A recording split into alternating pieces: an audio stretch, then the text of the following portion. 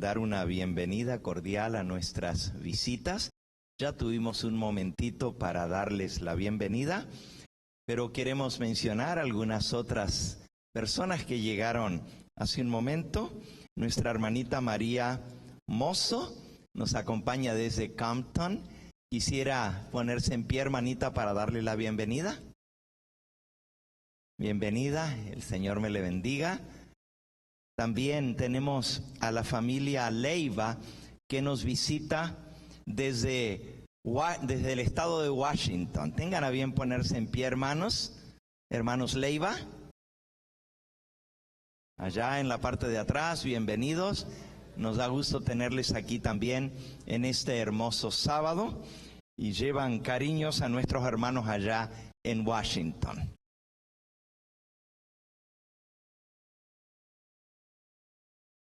Muy bien. Tenemos al hermano Carlos y a su esposa también con nosotros. Bienvenido, nos da gusto y alegría tenerles aquí, hermano Carlos Áviles y su esposa. El Señor les bendiga. Pues hay muchas visitas en el día de hoy. Siéntanse todos como si estuvieran en su propia casa. El sábado pasado tuve la dicha de estar en nuestra iglesia de Vista, Oceanside, California. Una iglesia muy bonita, muy pujante, trabajando mucho, y había también muchas visitas para gloria del Señor. Y el sábado que viene vamos a estar en el campamento anual de nuestro ministerio, el campamento de familias y de jóvenes. Vamos a tener oradores para jóvenes y oradores para las familias, para damas, para los varones, cada uno con su orador, aprendiendo a cómo poder mejorar nuestras relaciones como hermanos, como esposos, como padres e hijos. Y los jóvenes, pues teniendo temas que los desafíen a vivir una vida de santidad en ese tiempo difícil en el que nos toca vivir. Si alguno de ustedes todavía no se ha anotado para ir al campamento, pues es bonito que lo hagan. Algunos dicen, ay, no tengo carro, queda muy lejos, ya estoy viejo. Nunca es tarde. Hoy es el último sábado para que se anoten, ya que el lunes tenemos que entregar todas las solicitudes para que allá nos preparen la comida. No tienen que preocuparse por llevar comida. Justamente allá nos van a dar una rica comida 3 veces al día, y hay cabañas donde vamos a dormir, así que lo único que llevan son su sábana y una cobijita por la noche, porque sí está haciendo fresco de noche allá. Es arriba de la montaña, es un lugar muy bonito, en medio de pinos, un aire puro, no como el de aquí, que está contaminado. Allá es aire totalmente puro, hay un río, hay una cascada, y vamos a aprovechar de gozar todos juntos. Si alguno nos está viendo por el canal de televisión y le gustaría acompañarnos en este retiro espiritual, es viernes, sábado y domingo. Domingo nos regresamos a las 2 de la tarde, ya para venir temprano y estar listos para el trabajo el lunes por la mañana. Si hay suficientes hermanos esta tarde, el pastor William Obando se va a reunir con los que por ahora hay como 30 ya anotados para ir al campamento, pero si hay hermanos que necesitan transporte, estamos dispuestos a poner, la iglesia tiene un busito de 15 pasajeros y también tenemos un bus de 30 y un bus de 50 pasajeros, así que los que sean falta los vamos a usar para que todos podamos ir al campamento. Les animamos a que se anoten. Hoy es el último día para hacerlo, ya que el lunes nos piden una semana antes las solicitudes y los acampantes para comprar la comida con tiempo y tenernos todo listo cuando llegamos allá. Vale la pena, hermanos, salir a acampar, cambiar de ambiente, pero sobre todo estar en contacto con la naturaleza. Es precioso, allá arriba de la montaña no hay ruidos, ese cielo estrellado, hermoso, árboles gigantescos. Vale la pena que pasemos estos 3 días juntos, y ahí tenemos tiempo de compartir como hermanos, dormir juntos, comer juntos, y escuchar temas que nos van a ayudar espiritualmente. Y no olviden que el sábado 16 de septiembre, dentro de más o menos un mes, 5 semanas, estaremos todas las iglesias del Evangelio Eterno reunidos en la ciudad de Glendale, en el auditorio cívico de la ciudad de Glendale. Tendremos nuestro gran día de la hermandad hispana, donde todas las iglesias nos reunimos para adorar a nuestro Dios. Aquellos que nos están escuchando a través de la pantalla, les invitamos a que vengan a adorar con nosotros el sábado 16 de septiembre en el auditorio cívico de la ciudad de Glendale. Está en el 1401 al norte de la Verdugo Road, frente al Glendale College. Hay amplio estacionamiento, 3 pisos de estacionamiento. El estacionamiento es gratuito para todos los que vayan de parte de nuestro grupo. Y tendremos también un salón comedor grande donde vamos a almorzar. Pueden llevar su comida todo el sábado, desde las 8:30 de la mañana hasta las 8:30 de la noche. Habrá reunión especial para jóvenes, habrá culto para los niños. No solamente escuela sabática, sino los niños van a tener su propio sermón para ellos, adaptado al nivel de ellos. Y por la tarde va a haber reuniones también para los niños y para los jóvenes, para que todos gocemos de un sábado especial de hermandad, de compañerismo y de consagración a nuestro Dios. Esas son las cosas que quería enfatizar antes de que abramos la palabra de Dios. Yo sé que hemos orado, pero me voy a encomendar en las manos del Señor para pedir la dirección de Él sobre el estudio de su palabra.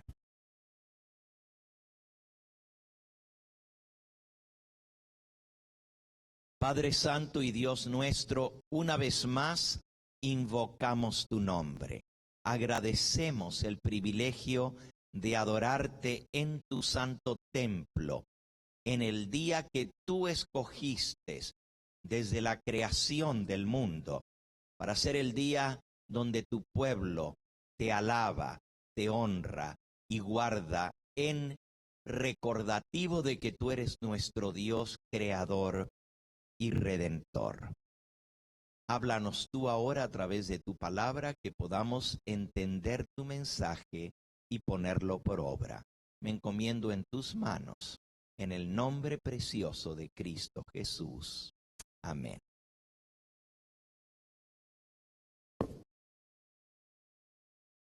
Nuestra lectura bíblica del día de hoy se encuentra en San Mateo, en el capítulo 13. San Mateo, capítulo 13.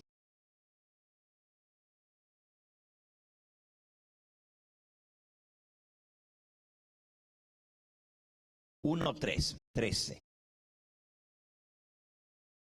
Y la misma historia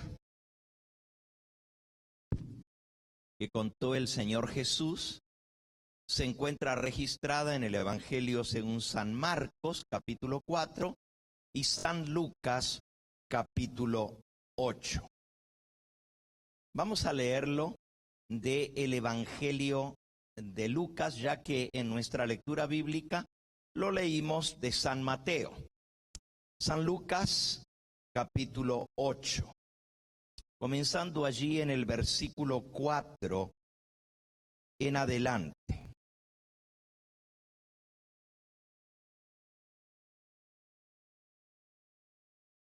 Juntándose una gran multitud, y los que de cada ciudad venían a él, a Jesús, les dijo por medio de una parábola. El sembrador salió a sembrar su semilla. Y mientras sembraba, una parte cayó junto al camino y fue pisoteada, y las aves del cielo comieron la semilla. Otra parte cayó sobre piedras y nació, pero se secó porque no tenía humedad. Una tercera parte cayó entre espinos, y los espinos que nacieron juntamente con ella ahogaron la buena semilla. Y otra parte cayó en buena tierra y nació y llevó fruto 100 por 1. Hablando estas cosas, decía a gran voz: el que tiene oídos para oír, oiga. Y sus discípulos,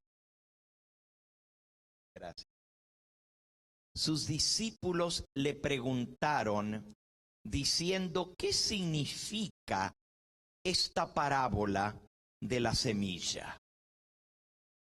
Y él les dijo: a vosotros os es dado conocer los misterios del reino de Dios, pero a los otros solo por parábolas, para que viendo no vean, y oyendo no oigan, no entiendan. Esta es pues la parábola.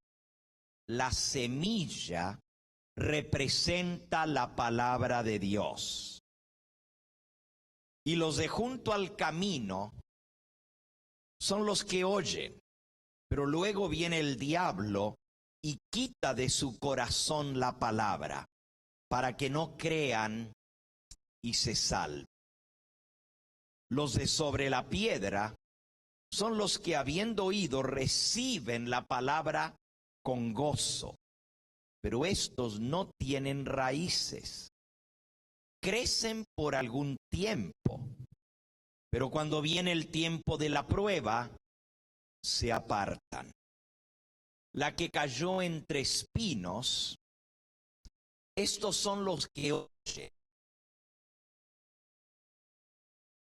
pero oyéndose, son ahogados por los afanes y las riquezas y los placeres de esta vida, y no llevan fruto.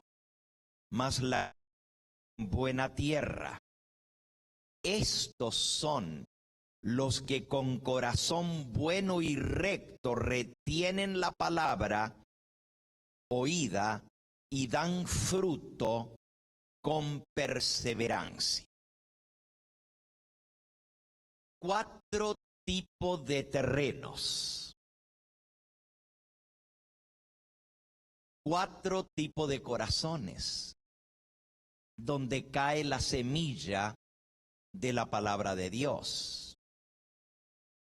El Señor nos mandó a sembrar la buena semilla.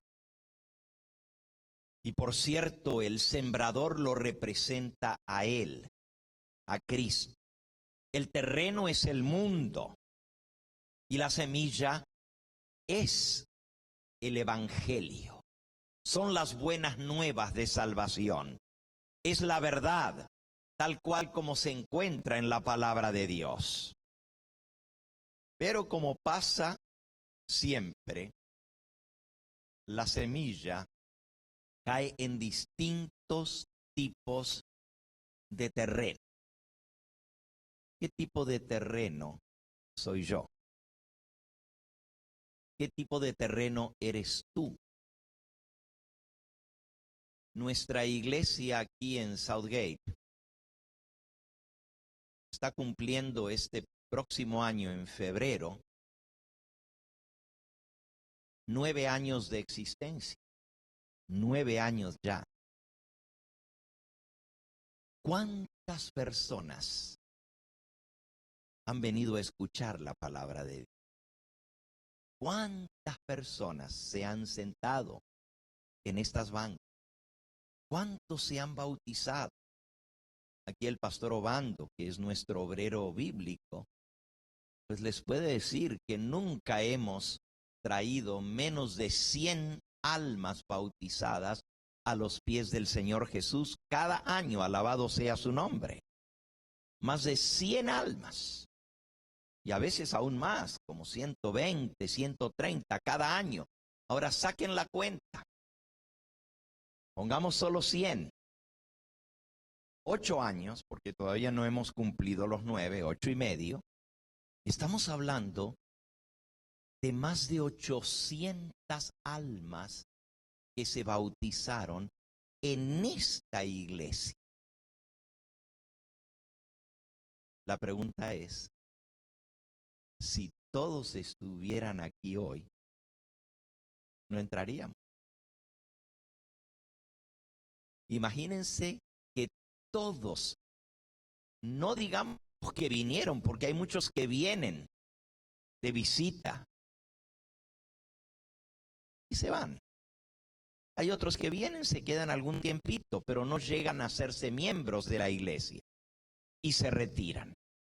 Solamente estoy hablando de los que aceptaron la palabra. Sí se bautizaron y llegaron a ser miembros de esta iglesia. Si esos 800 o más hubieran permanecido, no entraríamos.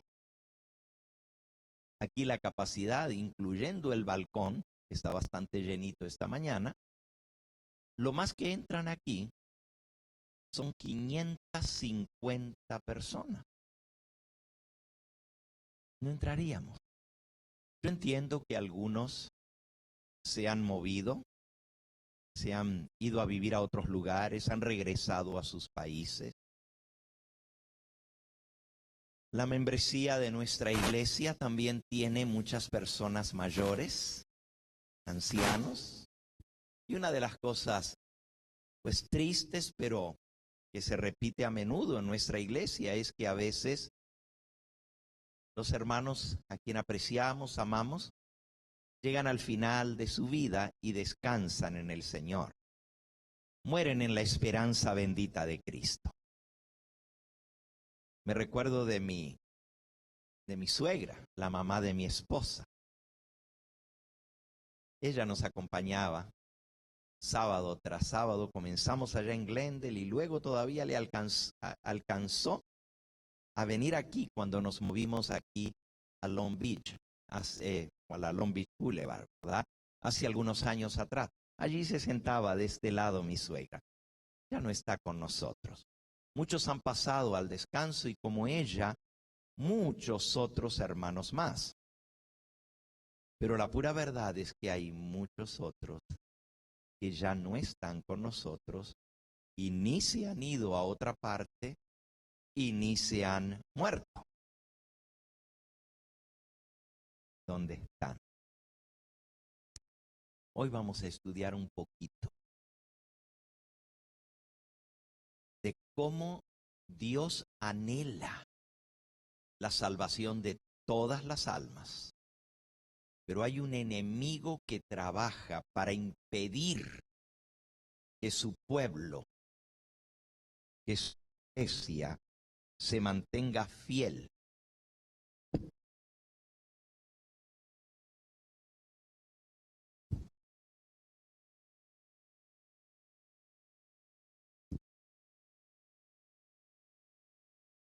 La palabra del Señor nos presenta 4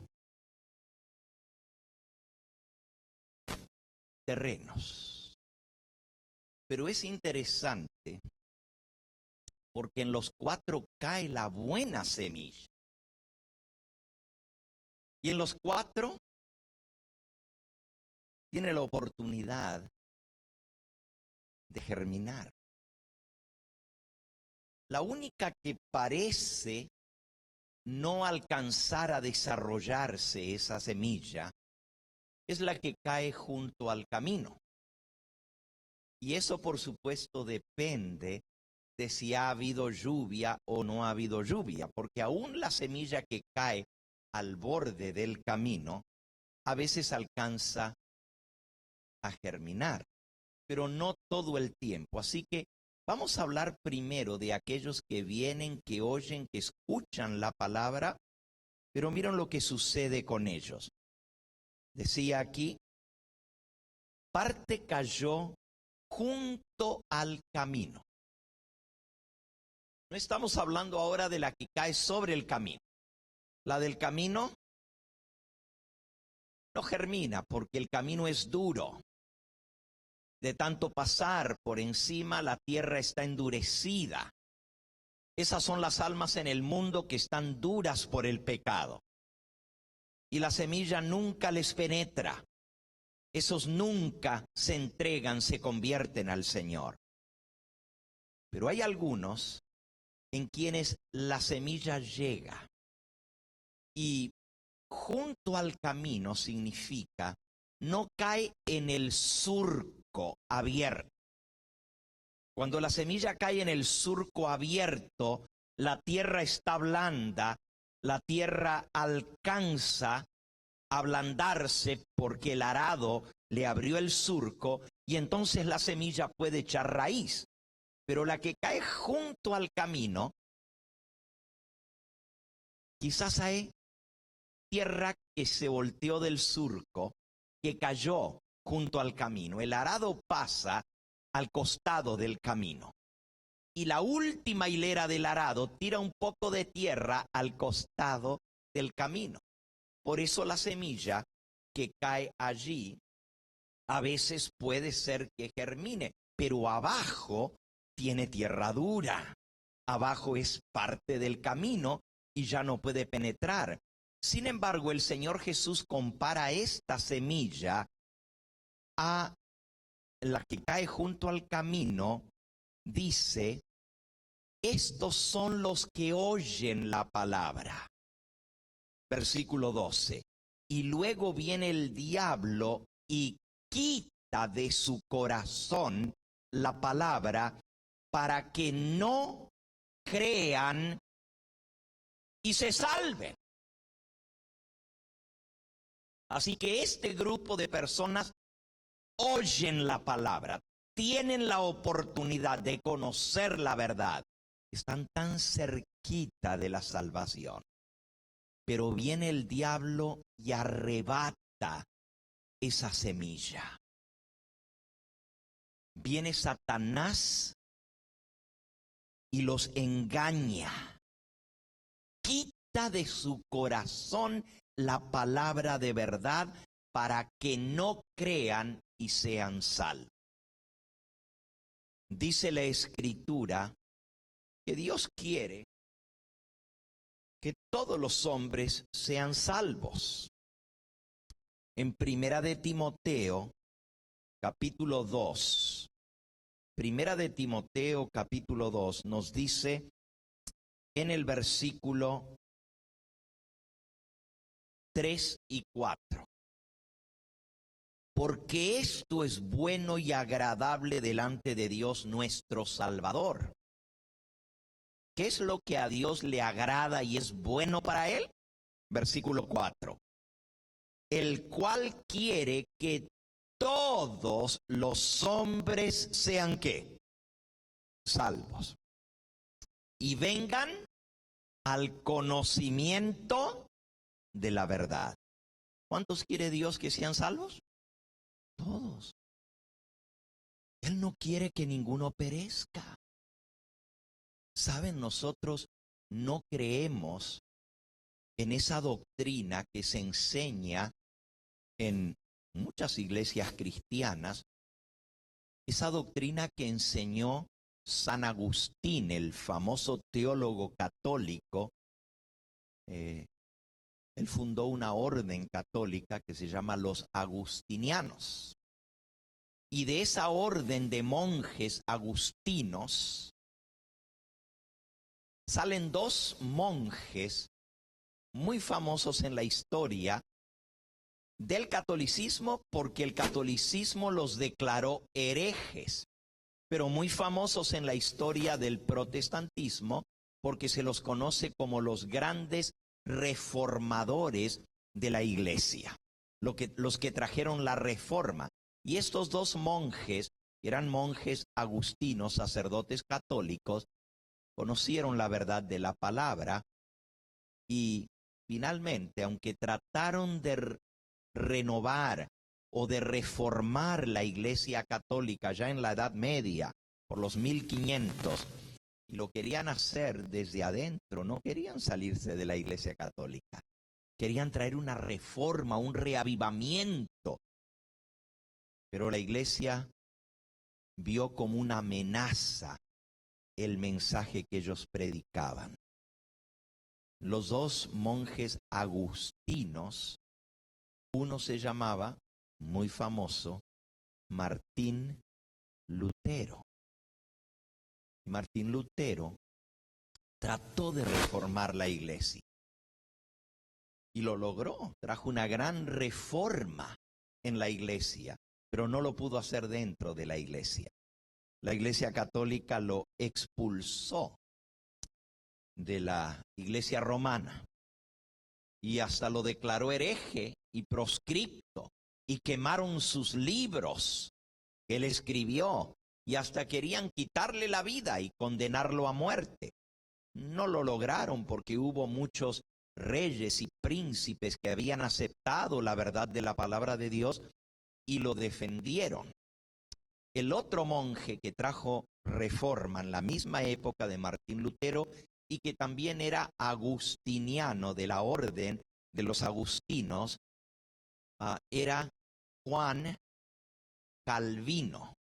Juan Calvino. Él fue el reformador en Suiza, o sea, la reforma de habla francesa. Y Martín Lutero fue reformador de habla alemana, en Alemania. Este año, 2017, se cumplen 500 años de la Reforma Protestante, del inicio de la Reforma. 500 años.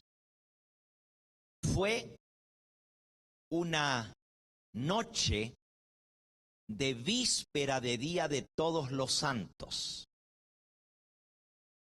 O sea, un 31 de octubre que amanecía para el 1 de noviembre, Día de Todos los Santos, y luego 2 de noviembre, fiesta de todos los muertos o los difuntos. Este sacerdote católico, sabiendo que el Día de Todos los Santos venían miles de personas a la parroquia, los que nunca venían normalmente, los días de fiesta venían, sobre todo el Día de Todos los Santos. Entonces de noche fue y clavó en la puerta de la iglesia, la entrada. Se llamaba, o se llama esa iglesia, la Abadía de Wittenberg, donde él era el cura parroquial, pero era también profesor de la universidad, maestro de teología de la Universidad Católica de Wittenberg. Y este hombre, Martín Lutero, clavó en la puerta una hoja larga que contenía 95 declaraciones. Él les llamó tesis, porque una tesis quiere decir algo que está abierto a ser discutido. Se invita a que se discuta una tesis. Y esas 95 tesis tenían que ver con lo que es la salvación. ¿Cómo se obtiene la salvación? Y Martín Lutero, pues descubrió en la palabra de Dios la gran verdad, que la salvación no se compra ni se vende, la salvación no se obtiene haciendo penitencias y sacrificios, la salvación no se logra haciendo buenas obras, ni limosnas, ni obras de misericordia para conseguir el perdón de los pecados. Él descubrió en la palabra de Dios lo que nosotros sabemos, que la salvación es gratuita, por la fe, y se recibe recibiendo a Cristo como Salvador personal. Bueno, ¿por qué les estoy contando de Lutero y ahora un momentito de Calvino? Y que eran sacerdotes agustinos, ahora van a entender en un momentito más. Este año, que se celebran los 500 años de la Reforma, el Papa Francisco se ha propuesto terminar con la Reforma protestante. 500 años de separación de los dos grandes grupos religiosos cristianos, católicos y protestantes. Hay un tercer grupo. La Iglesia Católica ya se había dividido mucho antes, 500 años antes de Martín Lutero, ya se había dividido la Iglesia Católica en Iglesia Católica de Occidente, con sede en Roma, se llama hoy en día Iglesia Católica Apostólica y Romana. Y la otra, Iglesia Católica Apostólica de Oriente. Hoy en día se conoce como Iglesia Católica Apostólica Ortodoxa. Esas dos confesiones de fe se dividieron en el año 1054 y Martín Lutero en 1517, 500 años más tarde, trajo a la Reforma y vino la segunda división del cristianismo. La Iglesia Ortodoxa y la Iglesia Católica se dividieron por asuntos de fe.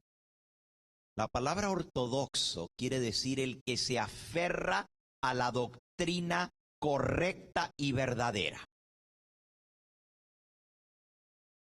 Y si le ponen a una iglesia que ya se llamaba Iglesia Católica y Apostólica, ahora le ponen ortodoxa, es para decir, seguimos las enseñanzas de Cristo y de los apóstoles, pero las verdaderas enseñanzas de Cristo y los apóstoles, no la de los que se han apartado como los romanos.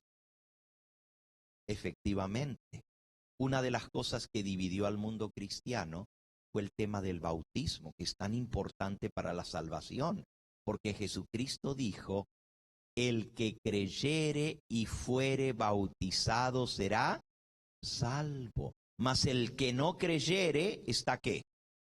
Condenado.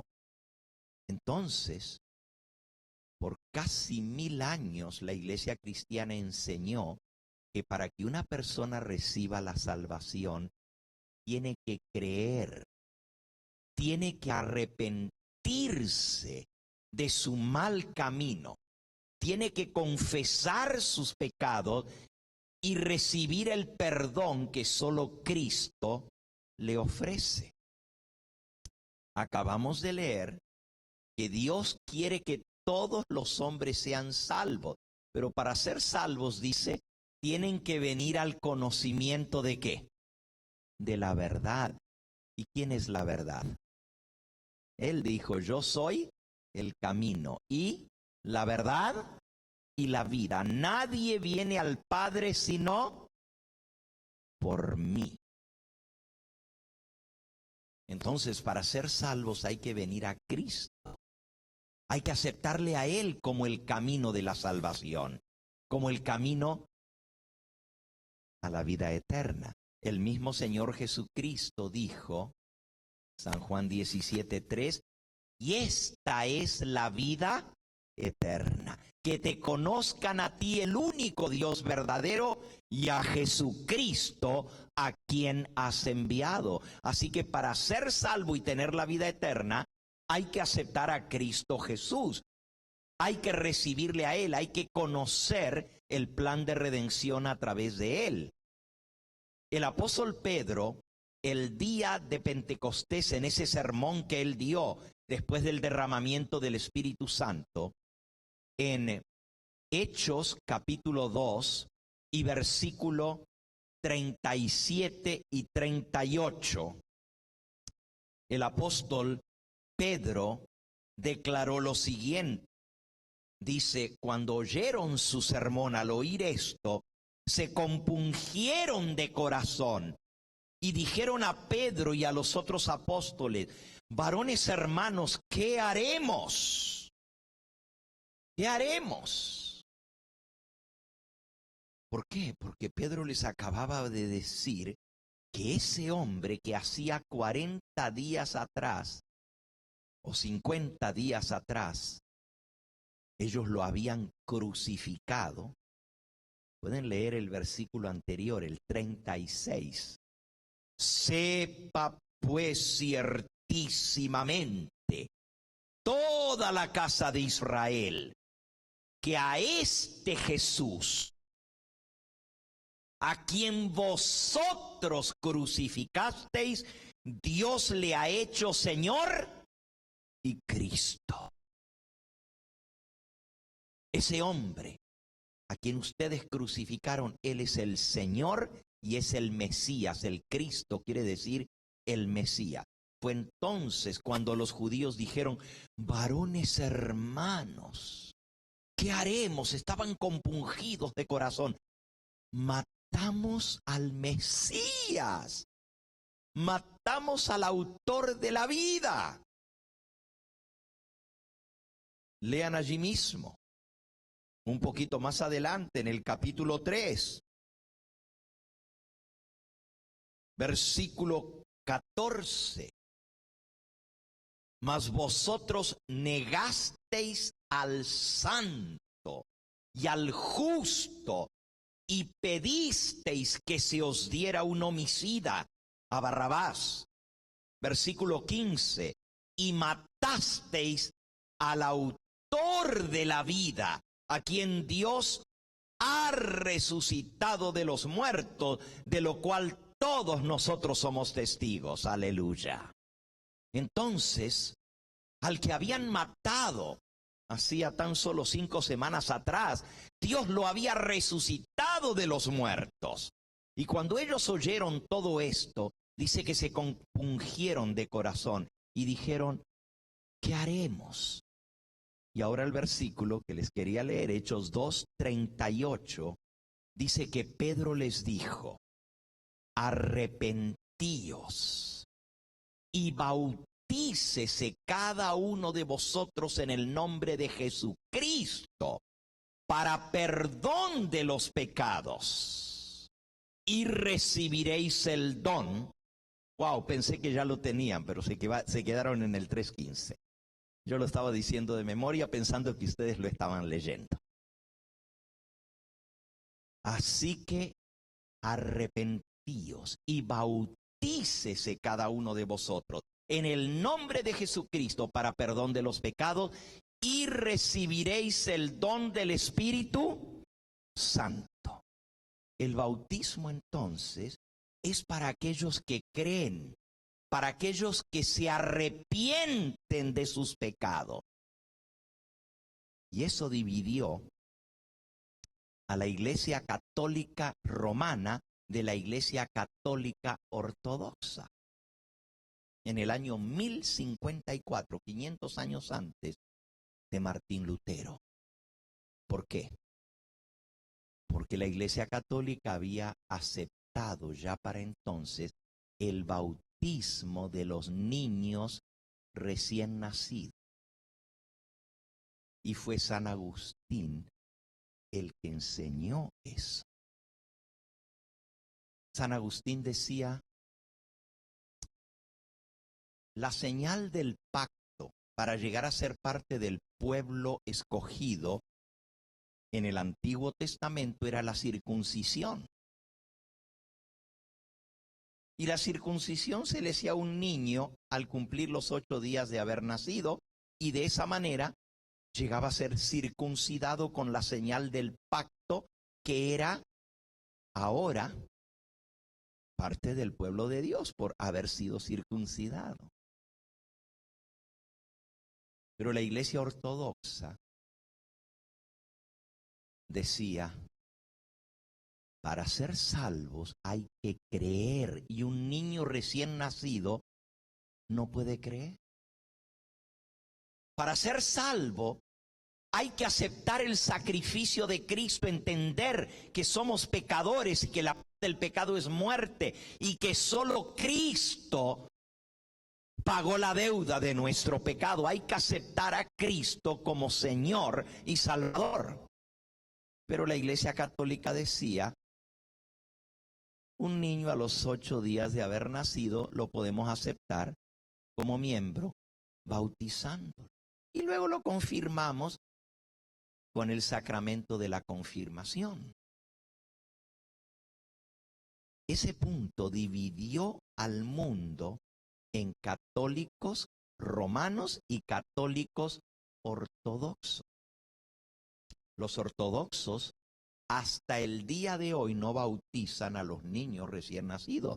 Para ser bautizado una persona tiene que creer, tiene que aceptar a Cristo y tiene que arrepentirse y ser bautizado para perdón de los pecados. No fue lo único que dividió. Muchas otras doctrinas totalmente diferentes que el catolicismo romano había incorporado del paganismo. Por ejemplo, que los sacerdotes no se casan, tienen que ser célibes. Fue el Papa Gregorio Magno o Gregorio VII el que impuso por ley el celibato y que todos los monjes, sacerdotes, obispos, arzobispos, cardenales y aún el Papa no podían casarse. El mundo oriental dijo no. Pedro era casado, todos los apóstoles eran casados y para eso tenían pruebas en las Sagradas Escrituras. Y dijeron, ¿cómo? Si Dios dijo no es bueno que el hombre esté solo, ahora nos van a decir que el hombre tiene que quedarse solo. Y ese otro punto también, no, la Iglesia Católica de Oriente no aceptó y muchas otras doctrinas. Entonces dijeron, nosotros nos vamos a tener a lo ortodoxo. O sea, ortodoxo quiere decir lo que está de acuerdo a la doctrina correcta. Y así vino la división.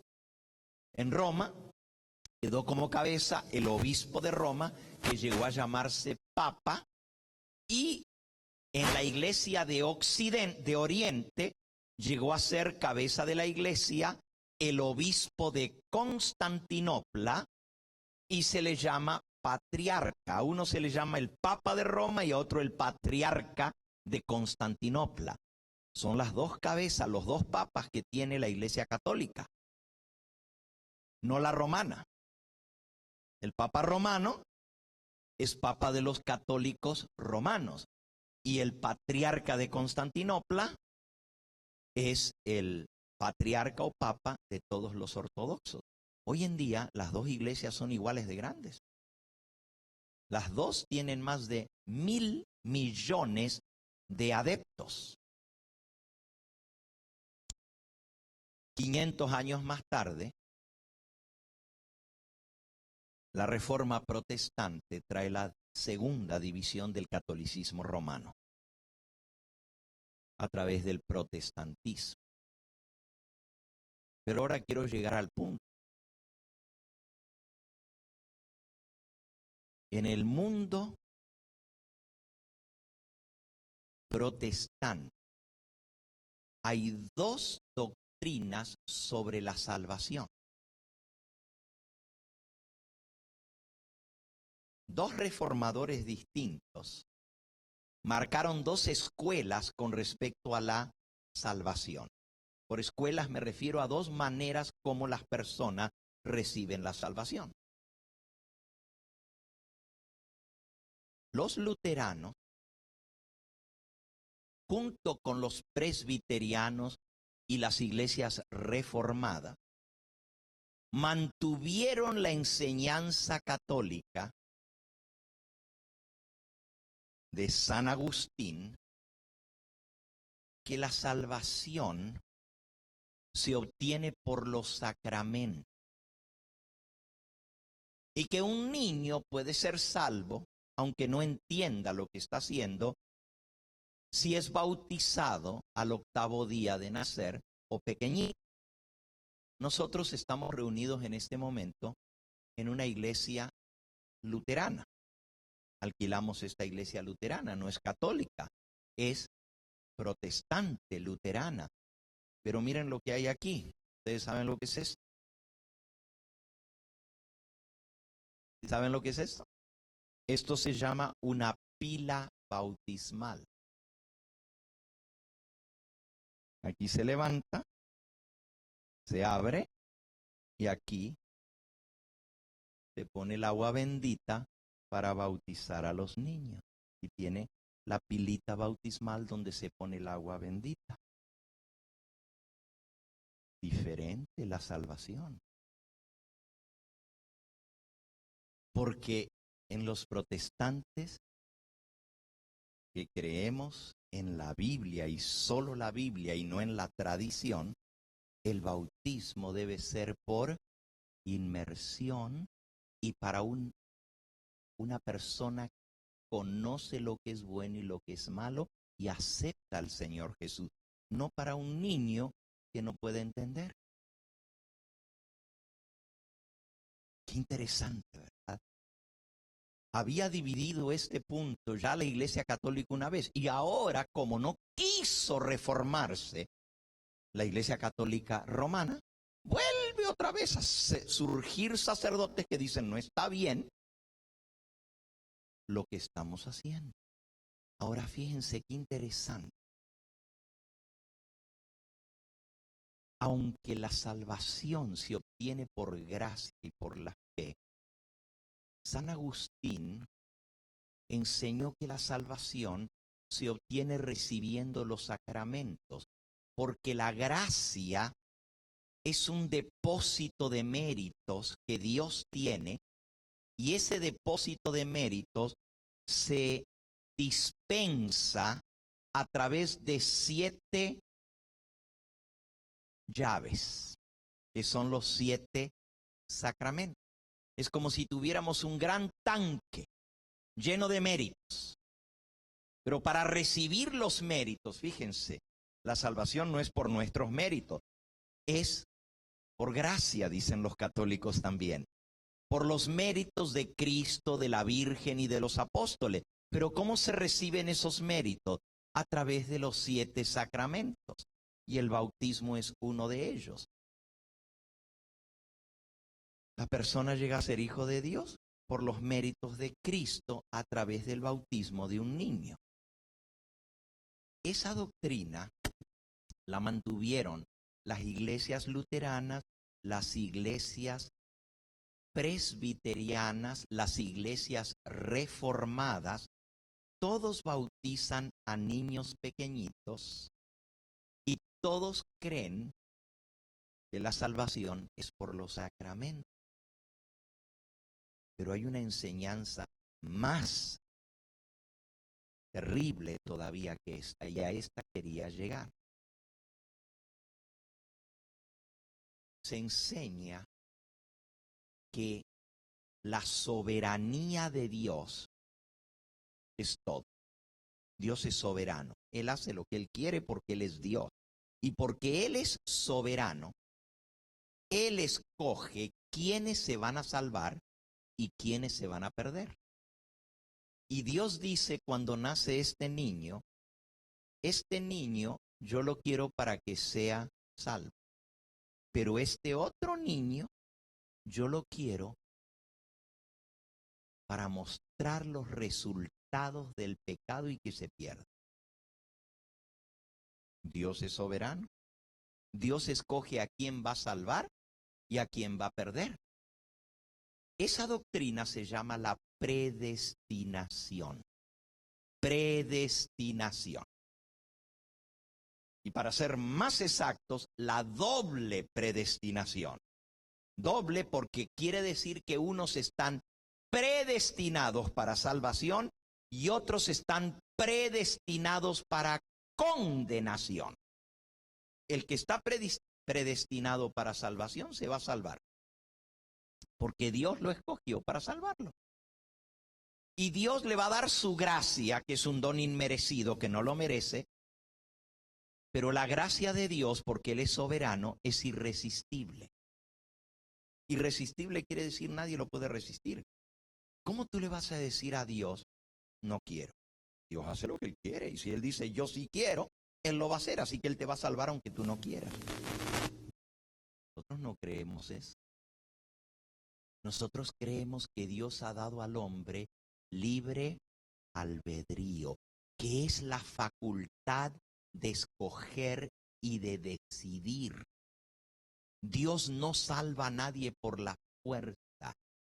Dios quiere que todos los hombres sean salvos, pero para que todos los que se van a salvar sean salvos, tienen que venir al conocimiento de la verdad. Y el conocimiento de la verdad es conocer a Cristo como Señor y como Salvador, aceptarle y ser bautizados. Esa es la enseñanza bíblica. Las iglesias no históricas. Y ahora estoy haciendo otra división más del mundo cristiano. Está la división entre católicos y protestantes, pero ahora dentro de los protestantes hay iglesias históricas e iglesias no históricas. Y usted dice, ¿cómo es eso? Histórica y no histórica. Las iglesias históricas son las que se iniciaron en Europa, Alemania, Suiza, Francia. Históricamente se reformaron de Roma, pero mantuvieron las prácticas romanas. Aunque la doctrina se renovaron haciendo la bíblica, las prácticas siguieron siendo romanas. Por ejemplo, los sacerdotes se ponen vestimentas sacerdotales. El bautismo es para los niños, etc. Las iglesias no históricas vienen de grupos independientes de la iglesia oficial. Otra manera de llamar a las iglesias protestantes históricas es iglesias estatales. ¿Por qué? Porque un estado, una nación decidía, ya no somos más católicos apostólicos romanos, ahora somos luteranos. Y toda la nación de Alemania decidió ser luterana. ¿Te guste o no te guste? Si tú eras católico pero vives en Alemania, ahora te tienes que hacer luterano. Y si no, múdate a un territorio católico. Pero aquí esto es para los luteranos. Esa es una iglesia estatal. Con el tiempo esas reglas fueron cambiadas. Permitían que la gente viviera y fuera católica, pero la iglesia oficial mantenida por el Estado era la iglesia luterana en Alemania. En Suiza era la iglesia reformada. Así se llamaba, la iglesia reformada. Seguidores de Juan Calvino, la iglesia del Estado. O podía ser católico o de otra iglesia o independiente. Pero la iglesia oficial es la iglesia del Estado, de la nación. Y las iglesias católicas ya eran iglesias estatales. Ya la Iglesia Católica era la religión oficial del Imperio Romano. Al dividirse el Imperio Romano en naciones, pues cada una de esas naciones apoyaba la iglesia estatal, la iglesia de esa nación, que era la Católica Romana. Pero cuando viene la Reforma, eso cambia. Ahora hay naciones que dicen, nosotros no apoyamos más a la iglesia romana, ahora vamos a apoyar a la iglesia luterana. Y entonces se hacían iglesias estatales. A esas iglesias se les llama iglesias históricas, porque ya existen como iglesias históricamente y llegaron a ser iglesias del Estado. los que no eran iglesias estatales se les llamó grupos independientes o separados de la iglesia oficial. Y esos grupos independientes o separados, también se les decía no históricos o no estatales. Nosotros descendemos de esa tradición, no creemos que la política y la religión deben ir unidas.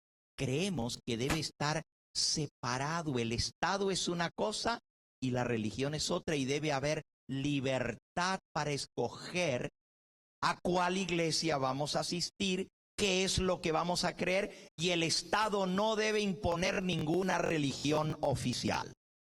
Los Estados Unidos de Norteamérica se fundaron sobre ese principio de separación de la iglesia y el Estado, cosa que los reformadores no alcanzaron a reformar.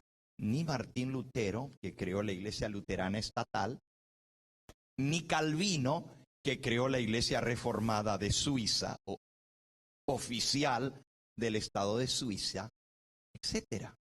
Ellos siguieron teniendo iglesias nacionales, mantenidas por el gobierno, con los impuestos de la gente.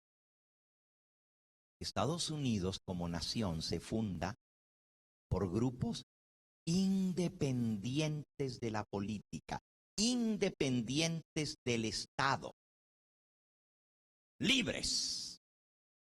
El Estado gobierna y nosotros enseñamos la verdad, la Biblia, la palabra de Dios, pero no nos metemos en política, y la política no debe inferir sobre la religión. O sea, no pueden tener una religión oficial de la nación. ¿Saben ustedes que eso es parte de la Constitución de los Estados Unidos? Que no puede haber una ley que favorezca a una iglesia por encima de otra. Y que el Estado y la iglesia tienen que mantenerse separados. Yo estoy preparando un tema que voy a dar el Día de la Hermandad, el 16 de septiembre, que ninguno de ustedes se debe perder. Nosotros sabemos que el poder opresor que ha perseguido al pueblo de Dios en el pasado, la Biblia lo describe como la bestia. ¿Estamos de acuerdo con eso? Todas las bestias han sido imperios que han sido perseguidores del pueblo de Dios. Pero resulta que Apocalipsis 13 presenta otra bestia que se llama, o que se la describe como una bestia que tiene cuernos como de cordero, como mansita, un animalito como un corderito manso, pero que cuando abre la boca habla como dragón. ¿A quién representa esa bestia que sube de la tierra? ¿A quién? A los Estados Unidos de Norteamérica. En Apocalipsis 13 se dice que la bestia que sube de la tierra va a ser que los habitantes de esta nación le hagan una imagen a la bestia que tuvo la herida de espada y vivió. Una imagen de la bestia.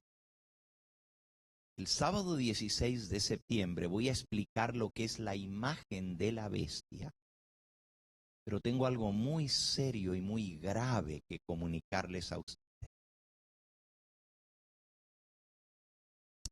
No lo voy a hacer hoy, pero es grave. Leyes que se acaban de pasar en el mes de julio, recién, en los Estados Unidos de Norteamérica, que dan como resultado que ya se formó en nuestra nación la imagen de la bestia. Ya se formó la imagen de la bestia. No es que esta información ya está formada. Todo eso les voy a mostrar. Ahora, ¿por qué yo menciono todo esto? Yo sé que comencé con la parábola del buen sembrador. Y les voy a decir dónde yo tomé este camino para explicar todo esto. Cuando yo dije que nosotros creemos que cada persona tiene la libertad de escoger lo que va a creer y la verdad que va a aceptar. Y que para ser salvos hay que creer en Cristo y recibirlo como Salvador.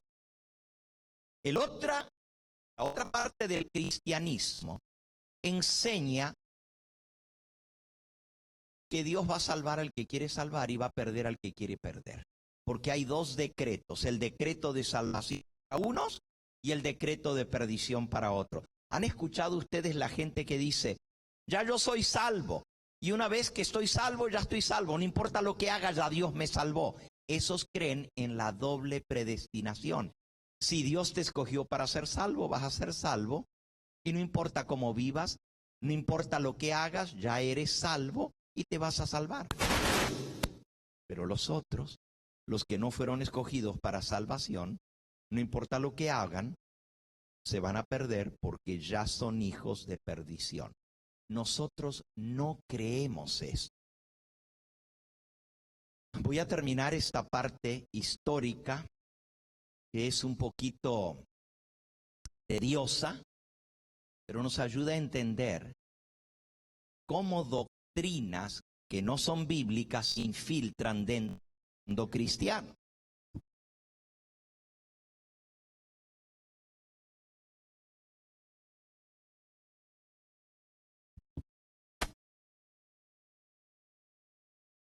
La semilla que cae junto al camino, dice aquí, que viene el diablo y la arrebata. San Lucas capítulo 8, versículo 12. Los de junto al camino son los que oyen la palabra. Y luego viene el diablo y quita de su corazón la palabra para que no crean y se salven.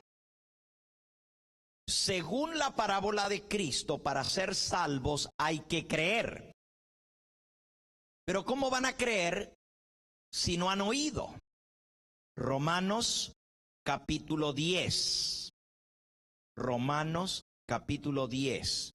Un versículo que yo uso siempre cuando tenemos bautismos.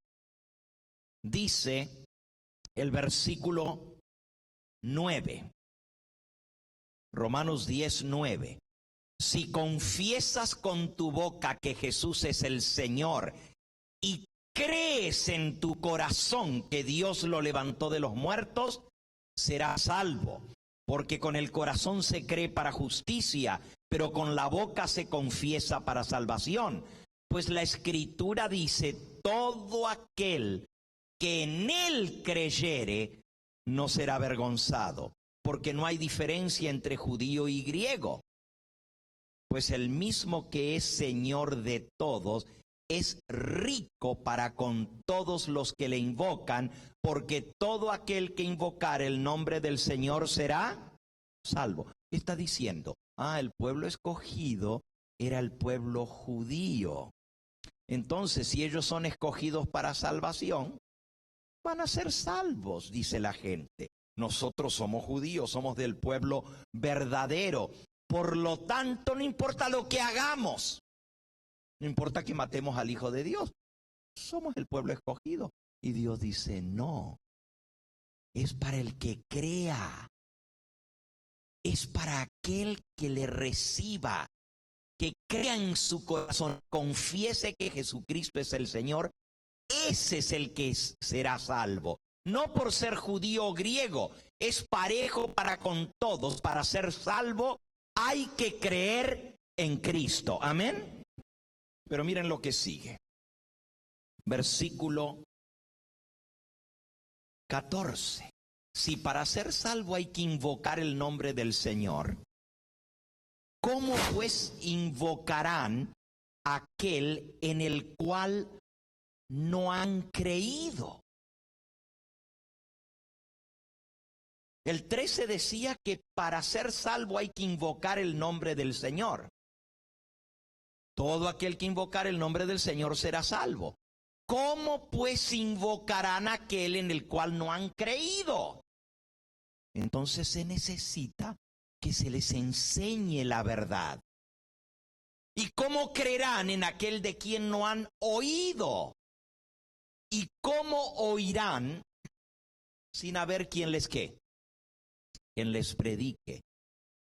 En el mundo evangélico, en los que somos protestantes que creemos en el libre albedrío, nosotros creemos que la evangelización es sumamente importante.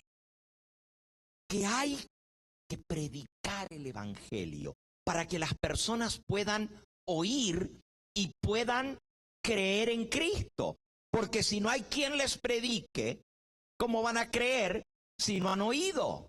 ¿Y cómo van a oír si no hay quien les predique?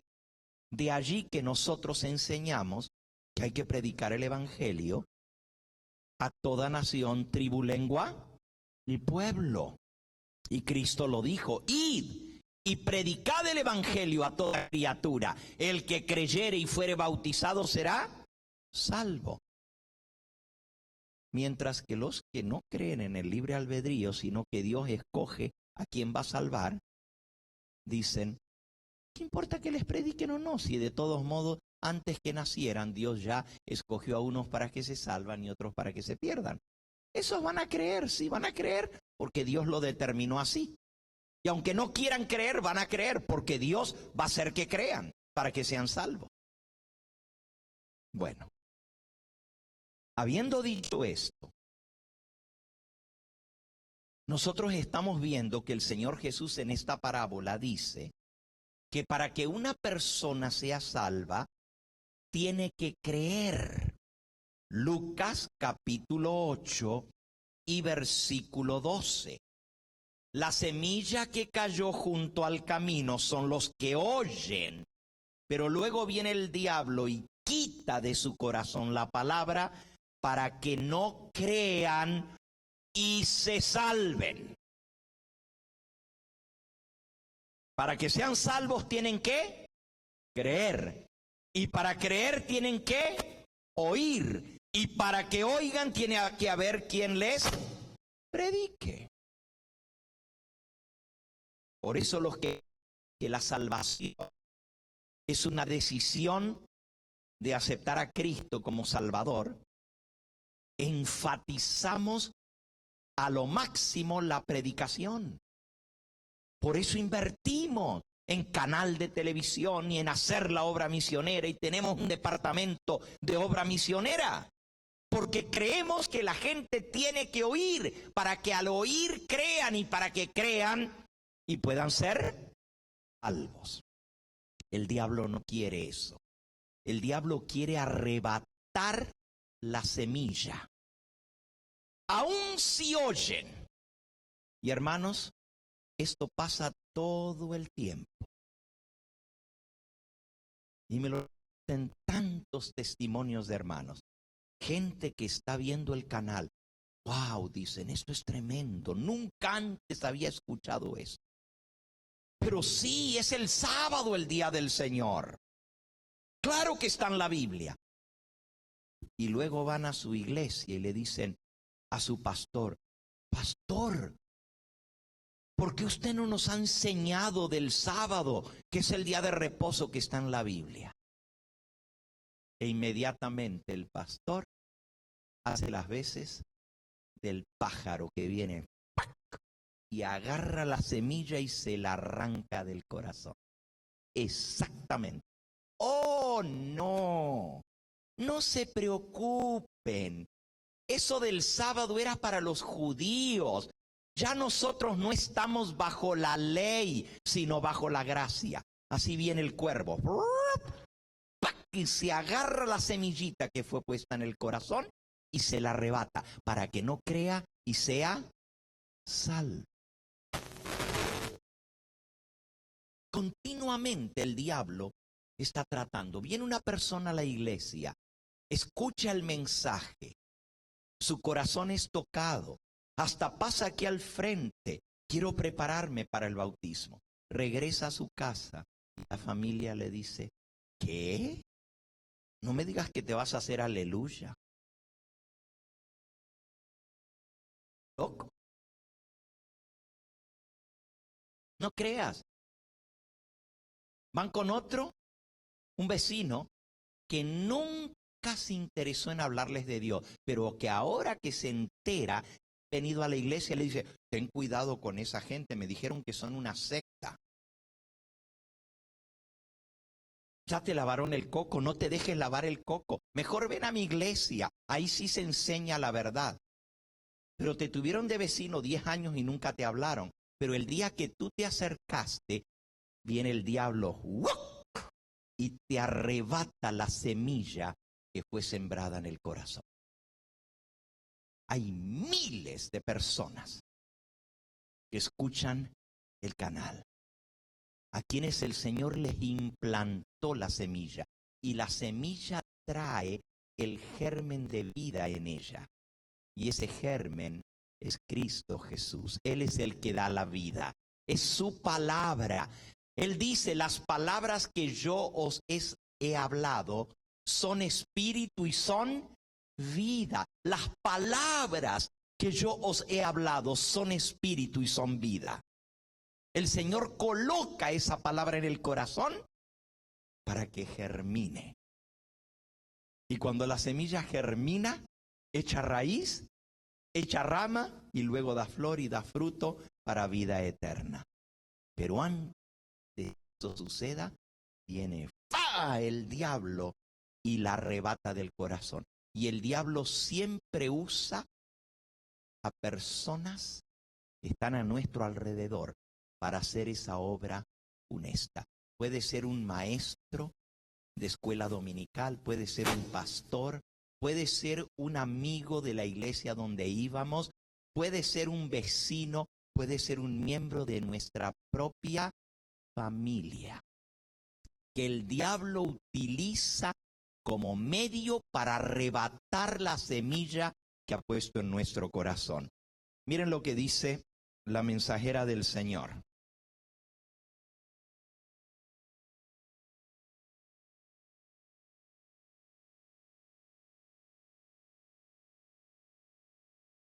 La parábola del sembrador en el libro Palabras de Vida del Gran Maestro, página 25. La palabra del sembrador se refiere principalmente al efecto producido en el crecimiento de la semilla por el suelo en el cual cae la semilla. Mediante esta parábola, Cristo decía prácticamente a sus oyentes, no es seguro para vosotros deteneros y criticar mis obras o albergar desengaño, porque ellas no satisfacen vuestras ideas. El asunto de mayor importancia para vosotros es cómo trataréis mi mensaje. De vuestra aceptación o rechazo de él depende vuestro destino eterno.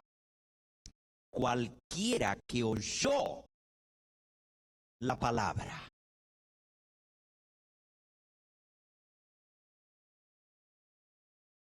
pero la palabra no lo llevó a salvación, escuchen bien, es la semilla sembrada junto al camino.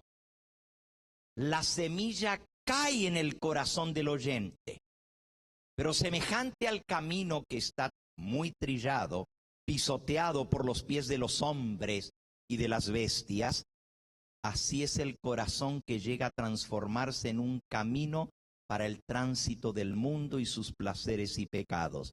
Absorta en propósitos egoístas y pecaminosas complacencias, el alma está endurecida con el engaño del pecado.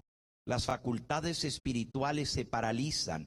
Los hombres oyen la palabra, pero no la entienden. No discierne que se aplica a ellos mismos. No se dan cuenta de sus necesidades y peligro. No perciben el amor de Cristo y pasan por alto el mensaje de su gracia como si fuera algo que no les concierne. A esos que no le dan suficiente valor a la semilla sembrada en su corazón, los pájaros están listos para arrebatar la semilla. Satanás está listo para quitar del alma la convicción. Él teme que la palabra de Dios despierte al descuidado y produzca efecto en el corazón endurecido. Satanás y sus ángeles se encuentran en toda reunión donde se predica el evangelio. ¿Escucharon eso? Aquí, hoy, hay ángeles del diablo.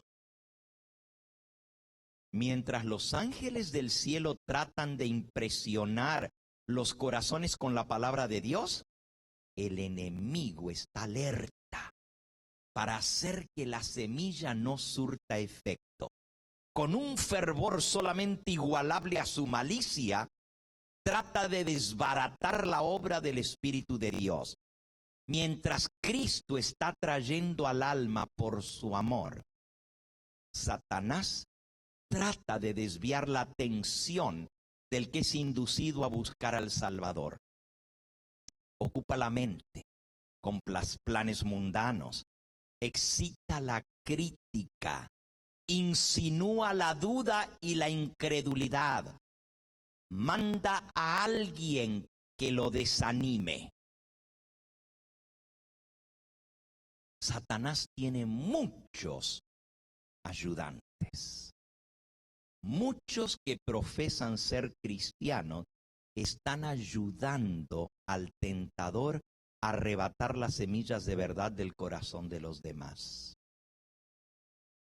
¿No han visto ustedes que cuando un pájaro viene y pica donde hay semilla, al ratito cae la bandada de pájaros? Así mismo pasa. El diablo tiene muchos ayudantes. Muchos que escuchan la predicación de la palabra de Dios hacen de ella el objeto de sus críticas en el hogar, en el trabajo. Se sientan para juzgar el sermón como juzgarían las palabras de un conferenciante mundano o de un orador público o político. Se espacían en comentarios triviales o sarcásticos. A veces un sermón toca el corazón de alguien, pero salen allá afuera y allá afuera están criticando lo que se dijo en el sermón. Esos son los pájaros del diablo. Cuando usted vea que alguien no entra al templo, se queda por ahí afuera, tengan cuidado.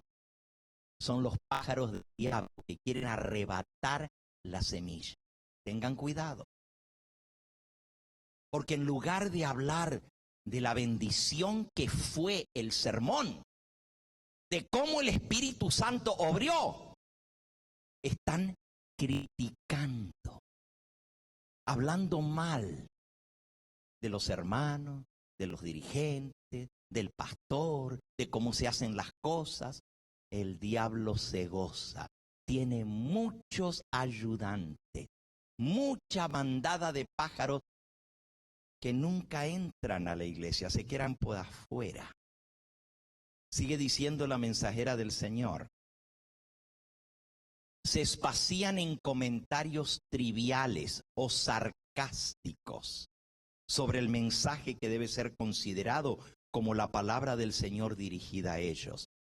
Se discuten libremente el carácter, los motivos, las acciones del pastor, lo que hace o deja de hacer, así como la conducta de los dirigentes de la iglesia y de los miembros de la iglesia. Se pronuncian juicios severos, se repiten chismes por afuera de la iglesia y calumnias, y esto a oídos aún de los inconversos y las visitas que vienen a la iglesia. A menudo los padres conversan de cosas negativas a oídos de sus propios hijos. Así se destruye el respeto por los mensajeros de Dios y la reverencia debida a su mensaje. Y muchos son inducidos a considerar livianamente la misma palabra de Dios. Así, en los hogares de los profesos cristianos se inculca a muchos jóvenes la incredulidad. Y algunos dicen, yo no sé por qué, yo traje a mi hijo desde chiquito a la iglesia y ahora ya no quiere saber nada con la iglesia. Pero escucharon las críticas que tú hacías del ancianito, de la hermanita, del pastor, de los hermanos. ¿Se dan cuenta de tu hipocresía? ¿Cómo van a querer algo que ellos saben que es una hipocresía? Que tú haces una cosa en la iglesia, te hieres el pecho, pero por afuera despellejas al pastor. Por eso los hijos pierden la fe y se hallan tan listos para dudar de las verdades bíblicas porque lo vieron en sus padres. Se admiran de que sean tan difícil alcanzarlos con las influencias morales y religiosas. Los padres no ven que su propio ejemplo ha endurecido el corazón de sus hijos. La buena semilla no encuentra lugar para arraigarse. Satanás la arrebata. Y a veces somos sus ayudantes para eso. Tengamos cuidado. Vamos al segundo terreno. El segundo terreno es la semilla que cae en pedregales. Leamos lo que dice Lucas capítulo 8, versículo 13. La semilla que cae sobre la piedra son los que, habiendo oído, reciben la palabra con gozo. Estos sí la reciben, Los otros la oyen, pero el diablo se las arrebata antes que pueda crecer. Pero estos, los que caen entre las piedras, reciben la palabra con gozo. Si lo comparamos con Mateo capítulo 13, dice allí en el versículo 20, el que fue sembrado en pedregales, este es el que oye la palabra y al momento la recibe con gozo, pero no tiene raíz en sí, sino que es de corta duración, pues al venir la aflicción o la persecución por causa de la palabra, luego tropieza. Así que el otro terreno es el terreno no cultivado, donde hay muchas piedras. Reciben la palabra rápido, con gozo, la aceptan, pero no tienen raíces. Dice el versículo 13 de Lucas 8, creen por algún tiempo, pero cuando viene la prueba, se apartan. ¿Cuántas personas hay así? Vienen, se emocionan, escuchan la palabra, les late su corazón de alegría. Esto era lo que yo estaba buscando. ¡Qué bonito! Ahora sí, me voy a bautizar. Y toman la decisión y se unen al pueblo que guarda los mandamientos de Dios. Pero no arraigaron su raíz en la palabra. No estudian la Biblia. No estudian el espíritu de profecía. Son superficiales en su fe. Aceptaron la palabra, es cierto, y la aceptaron con gozo. Son sinceros. No es que son falsos, hermanos. Son sinceros, la aceptan, pero duran poco. Cuando viene la prueba, sale el sol y como la semilla está en los pedregales y no pudo echar buena raíz hacia abajo, se quema rapidito. Con estos soles que hay ahora, hasta la que cae en buen terreno se anda chamuscando. Ahora imagínense la que está en medio de las piedras. Y así son muchos. Aceptan la palabra, pero cuando viene el tropiezo. Y el tropiezo viene de muchas maneras. ¿Viene por una actitud de otro hermano en la iglesia? Ah, no. Yo pensaba que esta iglesia eran todos santos, pero mira nomás. Ah, no. Yo pensaba que aquí se vivía lo que predicaban, pero aquí nomás es puro lo que hablan, muy bonito, pero la realidad es otra. O a veces viene la prueba de la familia, viene el ataque, nos marginan, nos maltratan. Y como no estamos arraigados en Cristo y en su palabra, nos afecta. Miren cómo lo describe la mensajera del Señor.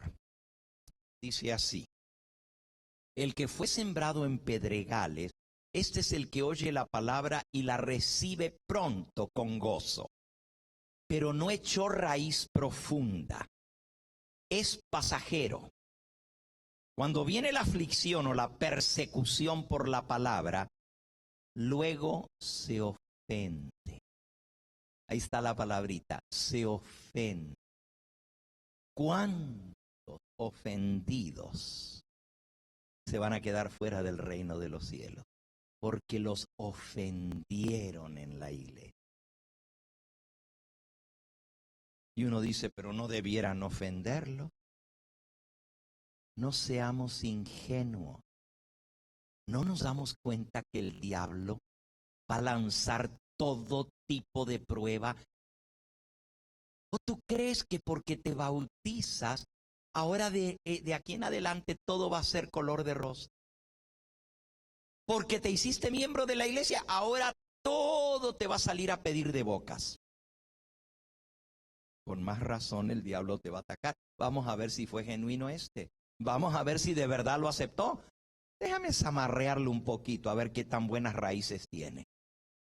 Y cuando viene la persecución o la aflicción o la prueba, no aguantan, se ofenden y se van ofendidos. Qué triste. Uno dice, bueno, se van de la iglesia porque los ofendieron, la culpa la tiene la iglesia. Sí, ojalá no hubiera tropiezo en la iglesia. Ojalá no lo hubiera. Pero la realidad es que así como el Señor trae las almas sinceras a que conozcan su verdad y se unan a su pueblo, el diablo se encarga de meter en la iglesia a los que son piedra de tropiezo. Y esos son los que van a ofender. Pero el hermano que no tiene raíces, en lugar de agarrarse de Cristo y decir, a mi Señor lo ofendieron más que a mí, y no se rajó,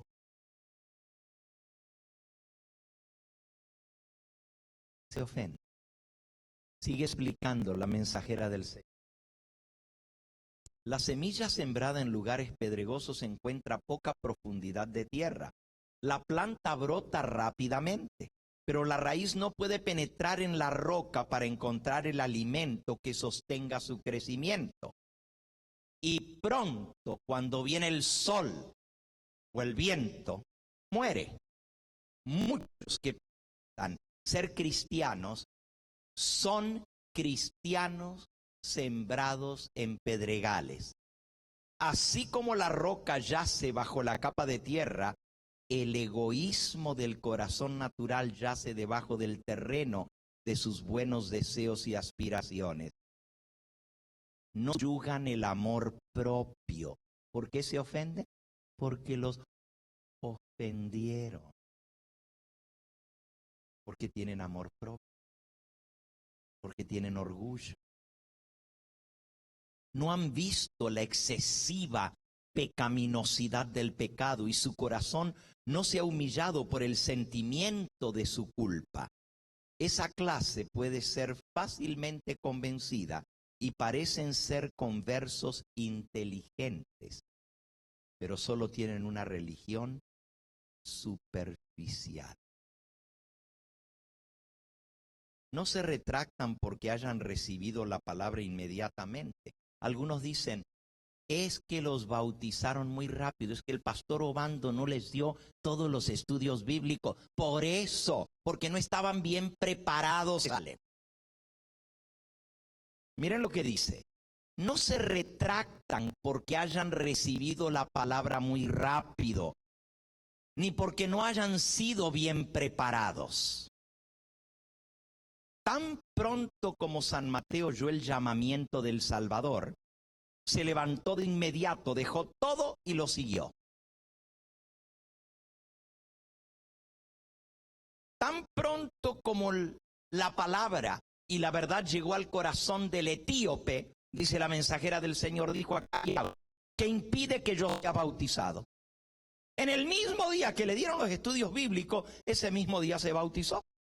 Pero algunos dicen, no, tiene que venir por lo menos unos 3 meses a la iglesia, está dando el sábado, dando el diezmo.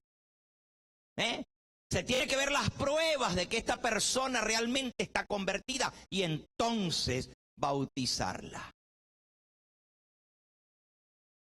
Tan pronto como la palabra divina viene a nuestros corazones, Dios desea que la recibamos. Y es lo correcto aceptarla con gozo. Hay gozo en el cielo por un pecador que se arrepiente. Hay gozo en la iglesia por un pecador que se bautiza, aunque tenga un día de haberlo conocido. Hay gozo en el alma del que cree en Cristo. Pero aquellos de los cuales la parábola dice que no reciben la palabra inmediatamente, la palabra inmediatamente, no calculan el costo. No examinan todos sus hábitos de vida a la luz de la palabra, ni se entregan por completo a su dominio. Raíces de la planta penetran profundamente en el suelo y ocultas de la vista nutren la vida de la planta. Así tiene que ocurrir con el cristiano. Tienen que echar raíces profundas en la palabra. Es por la unión invisible del alma con Cristo mediante la fe como la vida espiritual se alimenta. Tiene que haber una unión continua con Cristo.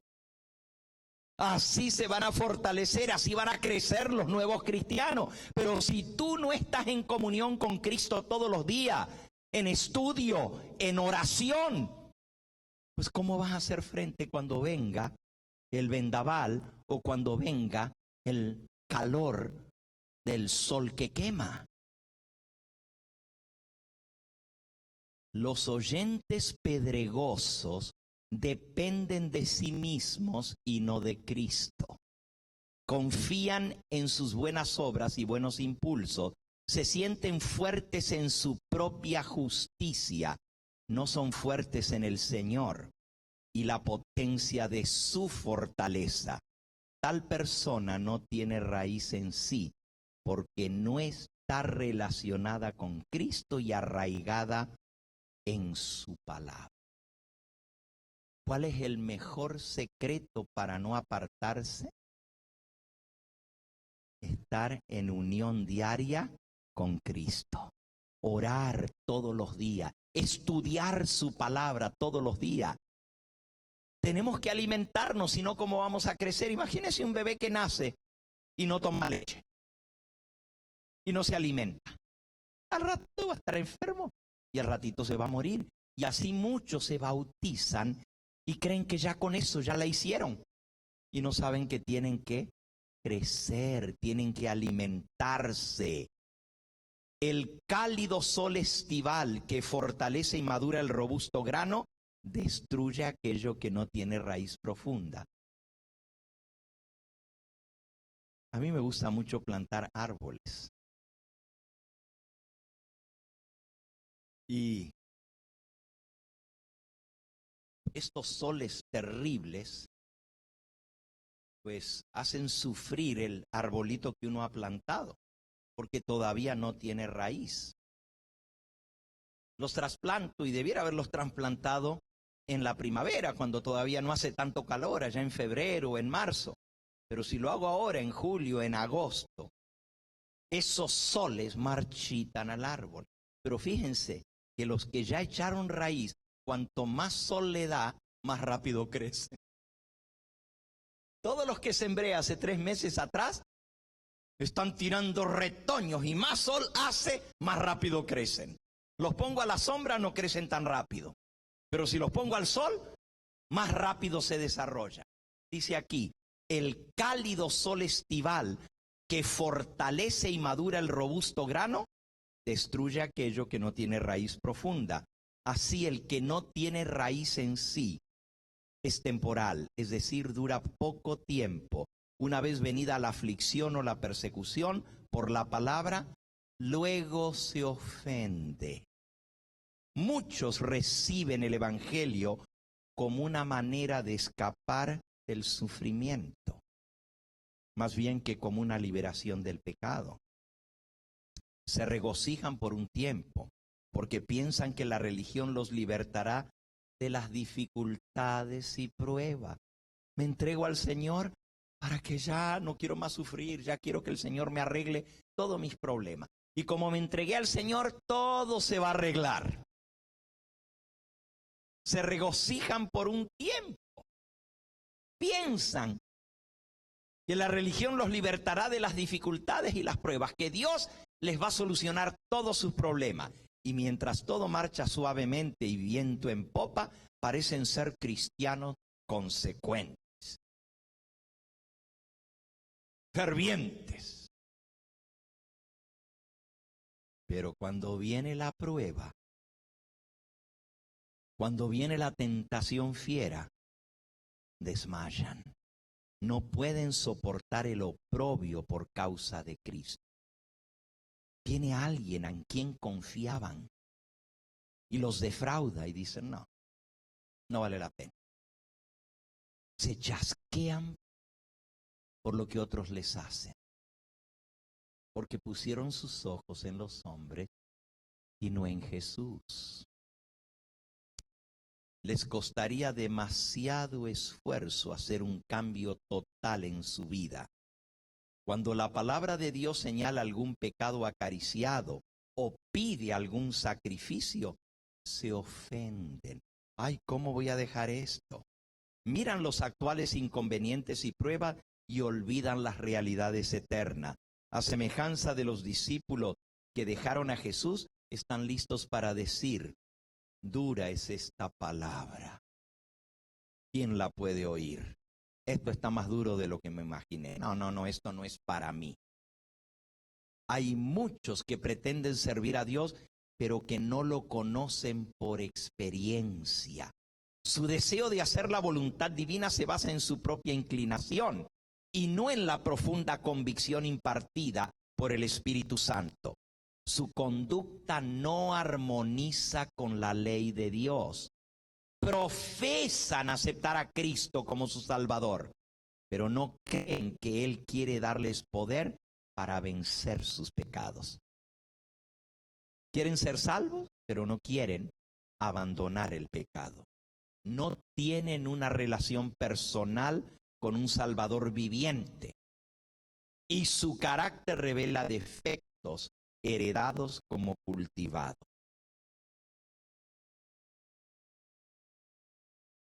La única esperanza para estas almas consiste en que se realice en ellas la verdad de las palabras de Cristo dirigidas a Nicodemo. Necesitas nacer otra vez, de nuevo. Fíjense, se pueden haber bautizado en la iglesia. Se pueden haber bautizado. Se pueden haber regocijado. Pero si cuando viene la prueba caen, se debilitan, es que nunca han nacido de nuevo.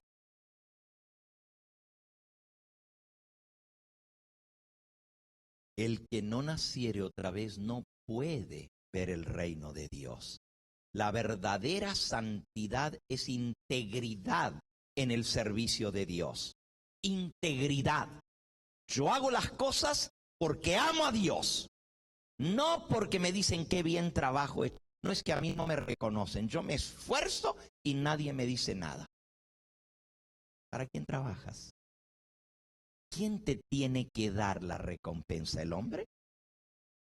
Pues si en el hombre estás esperando tu recompensa, cuando el hombre no te la da, lo que tú esperas recibir, te vas a chasquear. Pero si tu recompensa la da el Dios del cielo, entonces esperarás esa palabra que diga: bien, buen hecho, siervo fiel. Sobre poco has sido fiel, sobre mucho te pondré. Entra en el gozo de tu Señor. Esta es la condición de la verdadera vida cristiana. Cristo pide una consagración sin reservas, un servicio indiviso. Pide el corazón, la mente, el alma, las fuerzas. No debe agradarse al yo. El que vive para sí no es cristiano de corazón. El amor debe ser el principio que nos impulse a obrar. El amor es el principio fundamental del gobierno de Dios en los cielos y en la tierra, y debe ser el fundamento del carácter del cristiano. Solo este elemento puede hacer estable al cristiano. Solo esto puede habilitarlo para resistir la prueba y la tentación. ¿Y cómo se revela el amor? En el sacrificio. ¿Cuándo vemos el amor en un matrimonio? Cuando estamos dispuestos a sacrificarnos, a sufrir por el otro. El plan de salvación, hermanos, fue fundado sobre el sacrificio. Un sacrificio tan grande, tan amplio, tan profundo y tan alto que es inconmensurable. Cristo lo dio todo por nosotros, y aquellos que reciben a Cristo deben estar dispuestos a sacrificarlo todo por la causa de su Redentor. El pensamiento del honor de Cristo, de la gloria de Cristo, vendrá antes que ninguna otra cosa, material o personal. Si amamos a Jesús, amaremos vivir para Él. Si amamos a Jesús, amaremos servirle. Si amamos a Jesús, nos encantará dar nuestras ofrendas de gratitud a Él. Si amamos de verdad al Señor, trabajar por Él es un privilegio y no una carga. Todo trabajo por el Señor será liviano, porque cuando uno hace lo que le gusta, el tiempo se le pasa rápido. Cuando uno hace, mira, yo siempre digo, consíguete un trabajo que sea lo que a ti te gusta, y en lugar de estar trabajando vas a estar haciendo lo que a ti te gusta. Pero si te consigues un trabajo nomás para ganar tu cheque y todos los días vas al trabajo, ay, otra vez, y este trabajo lo odio, pero no me queda otra, pues te va a ser muy difícil. Entonces búscate un trabajo en el cual esté feliz. Yo estoy feliz en lo que hago, porque amo a las almas, porque amo al Señor. Y ningún sacrificio que uno hace lo siente, porque hay amor por aquel a quien le servimos. Por su causa estaremos dispuestos a arrostrar el dolor, las penalidades y el sacrificio. Simpatizaremos con su vehemente deseo de salvar a los hombres. El que realmente es cristiano, su corazón va a latir con el corazón de Cristo. Y lo que a Cristo le gusta, le va a gustar a Él. Lo que a Cristo le agrada, le va a agradar a Él. Lo que Cristo hace, Él lo va a hacer.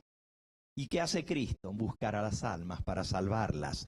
Entonces el que ama al Señor y ha nacido de nuevo, va a hacer exactamente lo que hace Cristo. Sentiremos por las almas el mismo tierno afán que Él siente por cada alma que perece. Esa es la verdadera religión cristiana. Cualquier cosa que sea menos que esto es un engaño. Y si tú aceptaste otra cosa, aceptaste un engaño. Ser cristiano significa amar y sacrificarse por el Señor. Ningún alma se salvará por una mera teoría de la verdad o por una profesión de discipulado. No pertenecemos a Cristo a menos que seamos totalmente suyos. La tibieza en la vida cristiana es lo que hace a los hombres débiles en su propósito y volubles en sus deseos. El esfuerzo por servir al yo y a Cristo a la vez lo hace a uno oidor pedregoso y no prevalecerá cuando la prueba le sobrevenga. Ese es el que cayó en pedregal. Nos quedan 2 terrenos más. Y esta tarde vamos a ver el que crece en espino. Yo quiero decirles, hermano, que hay un peligro muy grave en los nuevos conversos en ser arrastrados por todo tipo de viento de doctrina que son. Los nuevos conversos, los que acaban de aceptar al Señor, son fáciles de convencer porque no tienen experiencia. Y esta tarde vamos a hablar de cómo todo viento de doctrina está soplando. Se levanta uno con una cosa y otro con otra cosa. Miren, esta semana pasada solamente, alguien llegó a mi casa a decirme que nosotros estábamos mal porque guardábamos el sábado cada 7º día. Hay que guardar el sábado contando la luna. Cuando es luna nueva, tú cuentas 7 días y ese es sábado. Y luego otros 7 días y es sábado. Pero resulta que la luna son 28 días, pero después hay 2 más. Así que el mes que viene, el sábado te va a caer en lunes. Y el otro mes te va a caer miércoles el sábado. Es cada 7 días contando el primer día del mes por la luna. Pero hay personas que están siendo arrastradas por esto.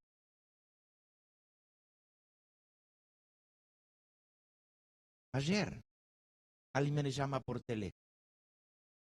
Pastor, ¿usted ya escuchó de la nueva profeta que se levantó en la iglesia adventista? Y si ustedes no han oído, pues lo van a oír bien prontito. Es una hermana que vive en Puerto Rico. Escalante, sí, de apellido Escalante. Y ella dice que tiene sueños y visiones de parte del Señor. Ahora yo quiero que me entiendan. Yo no estoy en contra de que el Señor pueda levantar un nuevo profeta en nuestro medio. Es uno de los dones del Espíritu Santo. Pero la Biblia dice escudriñarlo todo y ponerlo a prueba, porque muchos falsos profetas han salido por el mundo. Entonces tenemos que ponerlo a prueba. Pero hay personas que nomás escuchan un poquito, no, es profeta de Dios, y ahora ya todo gira en torno a eso. Cuando tenemos que escudriñar primero. Otros dicen, si tú no dices Yahweh y Yeshua o Yeshua, te vas a perder y te vas a condenar. Porque hay que decirlo correctamente en el nombre original en hebreo. Bueno, esta tarde voy a hablar de varias de estas cosas, vientos de doctrina que están soplando dentro de la iglesia y especialmente buscan a las almas sinceras, pero nuevitas en la fe, que no tienen profundidad. Cuando hablemos de lo que cae en medio de los espinos, vamos a ver quiénes son los espinos, quiénes son la mala hierba y cuáles son esas doctrinas. El Señor quiere prevenirnos de antemano para que no se nos arrebate el gozo de nuestra salvación. Dios te ha dado un precioso mensaje. Dios te ha dado un mensaje único en esa tierra. Y al conocer lo que tú has conocido, debes amar la verdad y defenderla. Vamos a leer nuestro último versículo en esta hora. Está en Segunda de Tesalonicense. Segunda de Tesalonicense.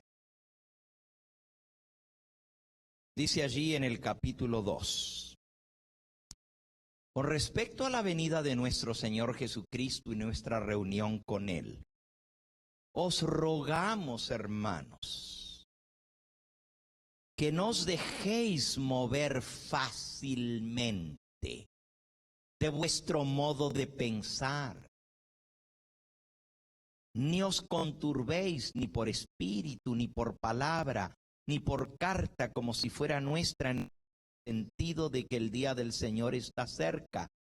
Nadie os engañe en ninguna manera. Él nos amonesta a los que estamos esperando la venida del Señor, que no nos dejemos engañar fácilmente y mover de nuestra manera de pensar. Ahora regreso a terminar este versículo, pero quiero leerles allí mismo en el libro de Efesios, en el capítulo 4, dice el versículo 14, para que ya no seamos niños fluctuantes, llevados por doquiera de todo viento de doctrina, por estratagema de hombres que para engañar emplean con astucia las artimañas del error, sino que siguiendo en la verdad en amor, crezcamos en todo en aquel que es la cabeza, esto es Cristo Jesús, en quien todo el cuerpo bien concertado y unido entre sí por todas las coyunturas que se ayudan mutuamente según la actividad propia de cada miembro, recibe su crecimiento para ir edificándose en amor. Dios quiere que la iglesia se edifique en amor, que nos apoyemos los unos a los otros, como un músculo ayuda al otro y ayuda a este miembro, y las coyunturas, todas trabajan en armonía para hacer crecer todo el cuerpo. Que no seamos más niños, arrastrados por todo viento de doctrina, fluctuantes como una veleta que se la lleva el viento, como un papalote que para donde va el viento allá vuela. El Señor quiere que seamos firmes, que sepamos en lo que hemos creído y por qué lo creemos y en quién hemos creído. Volviendo ahora a nuestro último texto que estamos leyendo en Segunda de Tesalonicenses, dice el versículo 7 en adelante: ya está en acción el misterio de la iniquidad dentro de la iglesia. Solo que hay quien al presente lo detiene hasta que él a su vez se ha quitado de en medio, y entonces se manifestará aquel inicuo, a quien el Señor matará con el espíritu de su boca y destruirá con el resplandor de su venida. Inicuo cuyo advenimiento es por obra de Satanás, con gran poder y señales y prodigios mentirosos, y con todo engaño de iniquidad para los que se pierden, por cuanto no recibieron el amor de la verdad para ser salvos. Oh, mis hermanos, qué tremenda verdad. Si nosotros no recibimos el amor de la verdad para ser salvos, el engaño nos va a arrastrar. Por eso, versículo 11, Dios les envía un poder engañoso para que crean la mentira, a fin de que sean condenados todos los que no creyeron en la verdad, sino que se complacieron en la injusticia. Es grave no recibir el amor de la verdad en los corazones. Es grave querer seguir en lo mismo, en la injusticia, en el pecado. Aceptar una religión lo suficiente para darnos un manto de cobertura, pero no transformar el corazón. Dios quiere que haya un cambio completo en nosotros, una entrega total, que recibamos el amor de la verdad para ser salvos. Y el amor se manifiesta en servicio. Yo no puedo decir que amo a alguien y nunca quiero hacer lo que a esa persona le agrada. No puedo decir que amo a alguien y no estoy dispuesto a servirle. Cristo dijo, si me amáis, ¿qué? Guardad mis mandamientos. Ser cristiano significa servir al Señor de todo corazón. Y Él nos va a proteger si confiamos en Él, pero también si nos afianzamos, si echamos raíces. Él quiere que nuestras raíces sean profundas en la verdad, que no cualquier cosita nos lleve fluctuantemente como a niños, que tú les dices esto y el niño está jugando acá y le muestras otro juguete y ya se olvidó de este juguete porque ya corrió con el otro. Y luego vienes con otro y ya le traes la bicicleta y aquel que tanto le gustaba la dejó, ya se va con la... El niño va de aquí para allá y no tiene firmeza, no tiene entereza, no tiene integridad porque todavía no ha madurado. Así hay muchos cristianos que fácilmente nos voltean, fácilmente nos llevan para aquí, nos llevan para allá. ¿Y dónde está ese amor de la verdad que tú recibiste en tu corazón cuando le aceptaste? Yo te invito a que no pierdas el tema de esta tarde, ya que es muy importante que seamos prevenidos de las estratagemas del diablo para apartarnos del camino. Fue Cristo el que dijo, ya lo leímos, todo aquel que invocar el nombre del Señor será salvo. Él dijo, el que creyere y fuere bautizado será salvo. Pero él también dijo, el que persevere hasta el fin, este será salvo. Así que van las dos cosas mano a mano. Hay que creer, pero también hay que ¿qué? Perseverar. No dejarnos desviar. Seguir en el camino que Dios nos ha trazado sin torcernos a mano derecha ni a mano izquierda. Yo te invito en el nombre del Señor a que sigamos. Si pusiste la mano al arado, sigue. Ninguno que poniendo la mano al arado se echa atrás para mirar atrás es digno del reino de los cielos, dijo el Señor Jesús. Él quiere que seamos fieles a ese mensaje que Él nos mostró por su santa palabra. Vamos a ponernos en pie y vamos a cantar el himno número 355. Os pusisteis a arar, pues seguid, seguid. Aunque duro el terreno encontréis, luchad sin temor, firme el corazón, pues al fin rico pago tendréis.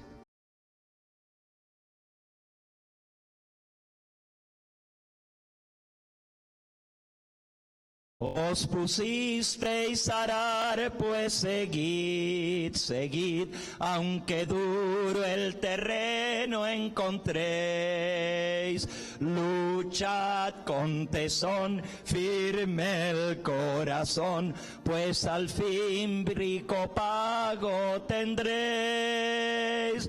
Los campos fecundos reverdecerán y áurea gloria revestirán. Con gozo veréis cosechar la mies